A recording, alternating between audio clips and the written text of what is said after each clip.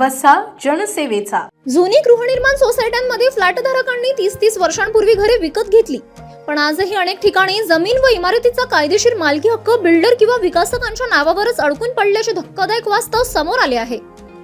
यामुळे हजारो सोसायटी सदस्यांचे हक्क थेट धोक्यात आले असून पुनर्विकासाच्या प्रक्रियेत मोठा अडथळा निर्माण होत आहे। या गंभीर समस्येवर जिल्हा उपनिबंधक जी.पी. साबळे यांनी थेट इशारा देत डीम्ड कन्व्हेन्स प्रक्रियेसाठी पुढे येण्याचे आवाहन केले आहे। कन्व्हेन्स न झाल्यामुळे सोसायट्यांना कायदेशीर मालकी मिळत नाही आणि परिणामी संपूर्ण मालमत्तेवर विकासकांचा अप्रत्यक्ष ताबा कायम राहतो असे त्यांनी स्पष्ट केले। काही ठिकाणी तर सोसायटींच्या पुनर्विकासावेळी जमीन अजूनही बिल्डरच्या नावावर असल्याचे उघड होत आहे। त्यामुळे प्रकल्प थांबणे, सदस्यांमध्ये वाद आणि भविष्यातील गुंतवणुकीवर प्रश्नचिन्ह निर्माण होत आहे। जोशी काकांसारख्या अनेक कुटुंबांना अचानक लक्षात येते की त्यांच्या इमारतीचा कायदेशीर हक्कच सोसायटीकडे नाही, हीच खरी धोक्याची घंटा ठरली आहे।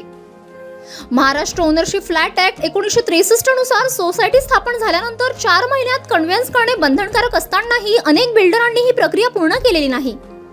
त्यामुळे आता डीम्ड कन्व्हेन्स हाच एकमेव पर्याय उरला आहे।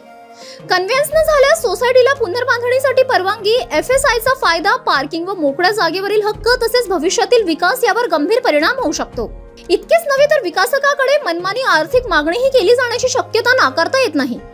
या पार्श्वभूमीवर जिल्हा उपनिबंधक कार्यालयाने सर्व गृहनिर्माण संस्थांना विहित नमुन्यात प्रस्ताव सादर करून तातडीने डीम्ड कन्व्हेन्स मिळवण्याचे जोरदार आवाहन केले आहे। अन्यथा सोसायटी सदस्यांचे कायदेशीर हक्क आणखी धोक्यात जाण्याची भीती व्यक्त केली जात आहे। City news.